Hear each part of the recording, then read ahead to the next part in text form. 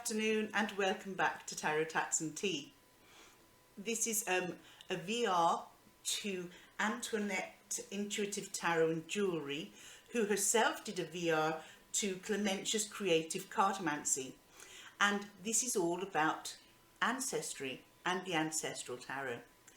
Now, I have completed working through Nancy Hendrickson's book and the Ancestral Tarot, which I have to say I would give a big shout out to do if anybody is interested in doing their Ancestral Tarot. It is something that has opened my eyes to a huge amount when it comes to using tarot not just for divinatory purposes, but for purposes of self-growth and for development in any areas of your life. Now, I have used tarot across the board, and Ancestral Tarot, up until I did this book, was very new to me. And I think I was drawn to it very much so after losing my father 4 years ago. I cannot believe when I say that it was 4 years ago, because as anybody who has lost anybody will know, it feels just like yesterday. And it's not that, you know, people say, well, time heals, you get over things. No, I don't believe that. Time doesn't necessarily heal, but what time does is help us to help ourselves in learning how to live with loss, learning how to adapt our lives, and how to broach this new life our way. And Ancestral Tarot has actually helped me do that. I firmly believe my father is with me all the time, along with my grandparents, my aunt and uncle, my great-grandparents, and ancestries through time. And this journey through this book really helped that. So without going too deeply into doing this, I'm revisiting the Ancestral Tarot through the great Antoinette Intuitive Tarot and Jewellery, who invited me to have a look at the decks that I used during my ancestral journey. Have I changed my decks that I use, or have I added to them? Right. First of all, the question is, having completed this book, do I still use Ancestral Tarot as part of my practice? I actually do. And I'm a firm believer that it helps me to communicate with my spirit guides, with my ancestors, and it gives me a sense of comfort. And many could argue, well, is it the tarot that's helping you do that, or is it just the fact that you adjust your mind when you're reading your tarot cards? It could be everything, all the above. Because, as we all know, tarot helps our own intuition. It helps us, it's a tool. Tarot is a tool in order that we can sort of hone into our intuition, hone into all the esoteric aspects of our lives. And tarot has helped me. So, let's have a look. Has my choice of tarot decks changed or altered at all since completing this book? And just so you know, I'll put it up there once more, you can get this on Kindle. I was watching Clementia's video on this, and she uses hers on her Kindle, and it's every bit as good as having the book. And I have my Kindle, but when I'm working through books, because I am a little devil for writing in them and making notes and side notes, so that's my book. It's Ancestral Tarot, Uncover Your Past and Chart Your Future, Nancy Hendrickson, and the foreword is by Teresa Reed, the Tarot Lady. I recommend it hands down. The decks that I used for this particular journey, and you will see those in use on my channel where I have created videos of that journey as it's progressed, were the Robin Wood Tarot, the Moon Baby Tarot, and the Universal Celtic Tarot. Why did I choose these particular decks? Right, I was looking at the past, I was looking at the present, and I was looking at everything in between. And I chose the Robin Wood And people go, oh, raise your eyebrows on this one. My father loved Robin Hood, and he used to watch the Robin Hood series, and the Robin Hood tarot has that Robin Hood vibe, okay? And this just helped me feel like I was connecting to anything to do with my father. And when I was talking to, I do believe he's one of my spirit guides, and this particular deck played a huge part in my ancestral tarot journey. I found it absolutely perfect for me. I found it just had that vibe, that air, that aura that connected me to my family and to ancestors of years gone by, time gone by. It just had that vibe, that wonderful, magical, historical, storytelling vibe. And this is the sort of art, it's just very beautiful. There are people that can't gel with this deck. I don't know why, because I just find it's absolutely wonderful. Do I still use this deck now? Yes, I do. I don't just use it for ancestral work now. Having used it for ancestral work sort of strengthened my bond with it, and it has become one of my go-to decks. So another deck that I chose to use in my my ancestral tarot journey is the Universal Celtic Tarot. Why did I choose the Universal Celtic Tarot? How could I not? I'm a Celt. I have a Welsh-Irish background, Welsh Anglo-Irish background, and it is a huge source of pride for me, and as such the Universal Celtic Tarot could not be included.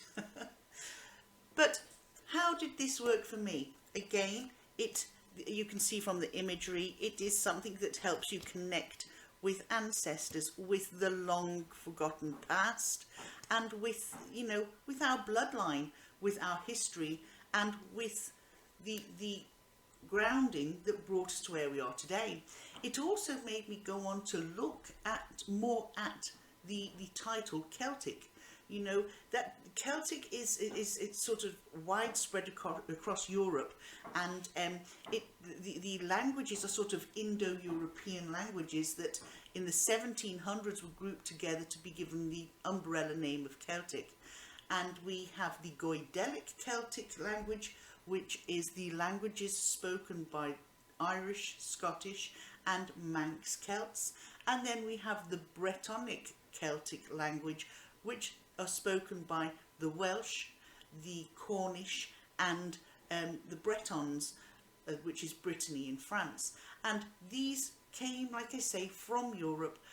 They went their separate paths, and this is how the languages were broken down. So where I mistakenly thought earlier on that Wales, Scotland and Ireland were the same Celt, no, I'm actually from two different Celtic nations.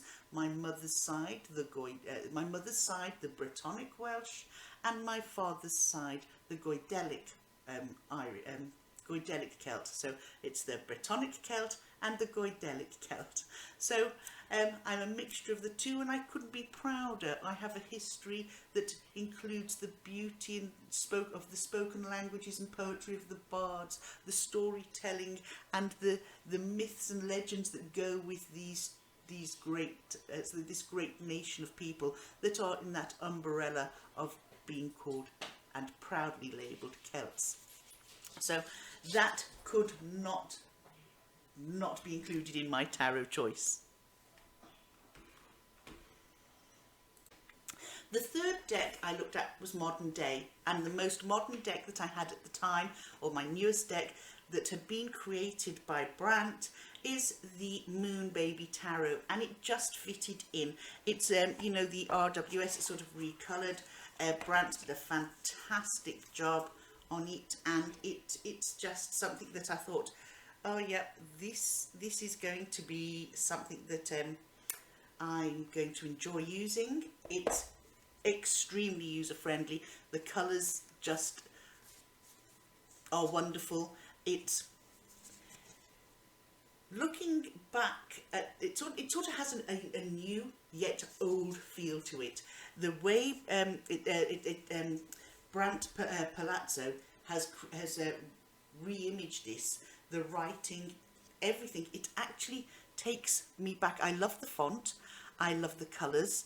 I also feel that it suited me to look at me in my Ancestral Tarot. This is the deck that I used to represent me as I am in this day and age. And it's one that I thoroughly enjoyed. Okay, and do I still use this deck? I do, and I love it. So those were the 3 decks that I used for my Ancestral Tarot journey. Have I come across any decks that I feel I could add to this? Well, first of all, I have to ask and answer, do I still use Ancestral Tarot? I do. In fact, I was only using it very recently. Now, decks that I have added to my use for Ancestral Tarot, again, are beautiful decks in their own right. The first one that I've added to it, that is a deck that I adore. It's a deck that nurtures my witchy sense. It's a deck that I feel helps me sort of link more to spirit, and that is the Tarot of the Abyss by Anturian. I actually love this deck. This is one that I can sit with and meditate, step into the card, speak to the characters, and just opens my mind, my imagination, my reading, and it fits in so well with Ancestral Tarot. This here, it's just what this 10 of Pentacles. Look at that. That says ancestry from start to end. You know, it's reaching out for help. And look at the ancestral, the family tree, or the tree of life, and this journey that you make together from this realm to the next. It is just absolutely spot on. So this is a deck that I love. It's a deck that I use in ancestral work, and it's a deck that I also use when I'm reading outside. I love reading in my greenhouse or my garden, in the woods, with this, because it's very earthy. It has a feel about it that's quite frankly magical. So that's one deck that I've added to my Ancestral Tarot work. Another deck, and you might think, why on earth would you add this deck to ancestry work? And it's Tarot at the End of the Rainbow. It's colourful, it's quirky, it's beautiful. Why have I added it? Because it reminds me of the myths and legends of Irish Celts, you know, of the Druidelic Celts, the leprechauns, the little sort of the cloven foot people, and you know, everything that you'd find in sort of ancestral tarot, you know, in Celtic fairy folk tales, myths and legends. And I just felt this too fitted that that love of all things Celt, all things sort of beautiful. And again, it's just one that really scratched that itch when it comes to embracing everything ancestral. It just adds another dimension. It adds a colourful dimension, and sometimes you can pick up a message from this just through the art, and you think, wow, that's answered my question, thank you very much, you know. So that's that deck. Another deck that I've added to it is the Tarot of the Old Path. And again, the name in itself will be give you an idea as to why I chose it. This is a deck that I purchased when I was in Glastonbury, and it's created by Sylvie Gainsford and the author Howard Rodway, okay, with the help of 8 witches and representative of the traditional Wicca way. The 78 cards are designed with psychic insights using modern approach to the magical old path. And the old path, the way of the old, the way of the Wicca, the way of our ancestors, because, you know, pre-Christian days, we're looking at people that, you know, honoured the earth, honoured the sky, and the way of the old path. This tarot deck fitted the bill. Another deck that I have added to my Ancestral tarot work is the Druidcraft Tarot. And the reason I've added the Druidcraft Tarot to my Ancestral work is simply because of its strong Welsh links. There's some part of it now that I'll share with you, that's written in the book here, and it just goes on to explain here that one of the most inspiring of the old tales, one that has profoundly influenced modern Druidry and Wicca, is that of Taliesin and the goddess Ceridwen, who lived in Wales in the mountains of Snowdonia. There, beside Lake Bala, she had 2 children, a girl who was beautiful and a boy who was ugly. She decided that if her son could not have good looks, then he must at least have wisdom. In the books of the mystical alchemist known as the Ferret, she found a recipe for gaining that wisdom in the form of an elixir which she had prepared in a cauldron. She chose an old blind man and a boy named Gwion to attend the fire beneath the cauldron. But just as the elixir was ready, its vital first 3 drops were tasted accidentally not by her ugly son, but by Gwion. Ceridwen chased after him, but he escaped by turning into a hare, so she transformed herself into a greyhound. When she was about to catch the hare, Gwion turned into a fish. Ceridwen then gave chase as an otter, and once again was about to catch Gwion when he turned into a bird at the last moment. So she changed into a hawk, and Gwion made one final transformation just before he was caught, changing into a grain of wheat. Only this time he was eaten by Ceridwen, who had turned herself into a hen. 9 months later, goddess Ceridwen gave birth to a baby boy, whom she placed in a leather bag and set adrift on the ocean. The bag floated into the mouth of the River Conway and was found by a man called Elphin, who became his foster father. Elphin named the newfound child Taliesin, which means radiant brow. Taliesin grew to become the finest bard in the land. Names such as the Ferret on the cards and Cernunnos are all aspects of Welsh stories and tales, and again, this being the Druidcraft has very strong links to my Celtic background, and therefore this, along with all the others I've shown you so far, have been added to all my ancestral work. I don't read regularly with this deck because it is quite a deck in itself. It's beautiful, it's clear, but you need to get used to the names of the cards and various other things. I am going to continue and make more of an effort to work with that deck. Now, one last deck that I'm going to show you that I have also added to this sort of collection of decks that I use with ancestral work is my Morgan Greer, my good old faithful Morgan Greer. And why have I added Morgan Greer to this deck? I've added it simply because this is, as I did with the Moon Baby Tarot, I used that to depict me in the ancestral work. I've done the same with the Morgan Greer. I just feel that the art and the feel of the deck, which I find extremely easy to read. I enjoy the deck. I love the art, and it's one of the first decks that I had after, when other than the sort of straight up RWS. I just love it. Now, as you can see, I did sort of do the edges of this deck, and I made a complete hames of it, and as you can see, it all leaked in around the edges of the card.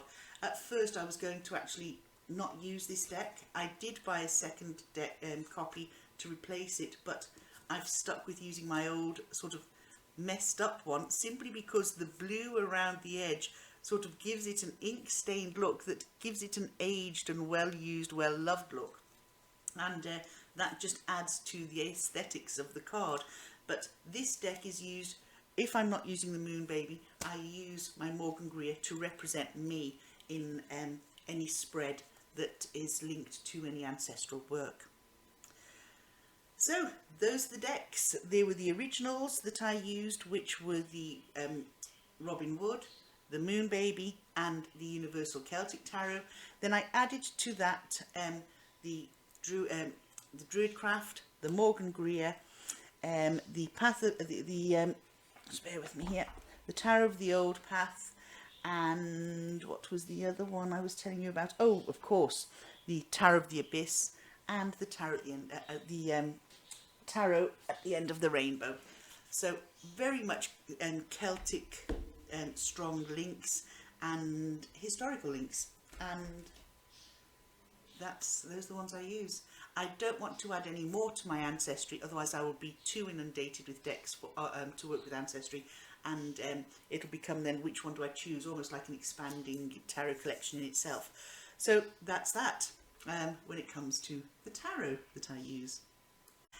I recorded all my information in a couple of books, and I am continuing, oops, sorry about that noise there. I am continuing to record my information and to continue down this line as I progress in new paths that I might take. If you all recall, when I was doing the Ancestral Tarot, my rough notes were made in this book, and it's just a copybook bought from Eason's, and you can see I've got a little bits and bobs tucked away there in the book, and pages marked for various reasons, and it is a book that is continuing to be used. And my spreads were journaled in here using the Tiny Tarot, and the Ancestral Tarot journey begins here, and as you can see, this is how I kept note of what I was doing. These cards lift up, so there's notes underneath, and how I sort of decorate my pages. Within the Ancestral Tarot, you do a lot of different things, such as creating sigils, using sigils, charging your sigil. You look at your family tree. Again, I've put cards in, and underneath there'll be more information.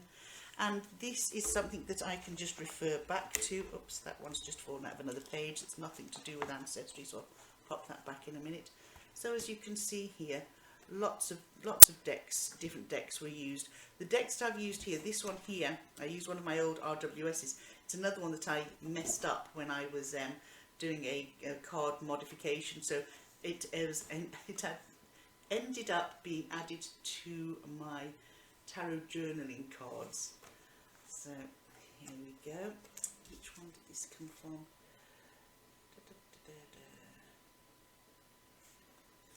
That's from there. We looked at astrology. We did pairing up, and I used the methods both from the Ancestral Tarot, as you can see here, and from here, and the Mary K. Greer here. This was the creme de la creme of spreads, the whole self mandala, and this more or less marked the end of my Ancestral Tarot journey through that book. This book has gone on to be used. As you can see, I create a lot of little bits and bobs. Anything else that comes up as ancestral work continues later on in the book, and it's just something that I find is very useful. It gives you something to sit back and meditate on, and it gives you food for thought. And it'll be a work in progress until I have a full book. So that's that. That is what I've done, what I've used in my Ancestral Tarot. The decks I originally used, there were the three. That was the Universal Celtic, the Robin Wood, and the Moon Baby Tarot. To that I added 1, 2, 3, 4, 5 other decks, and that's it. I hope that's helped you and given you some food for thought, decks that you can possibly use for your own journey as you progress down this path, or even begin it. It's a wonderful journey, and I highly recommend it. Take care. Thank you for watching.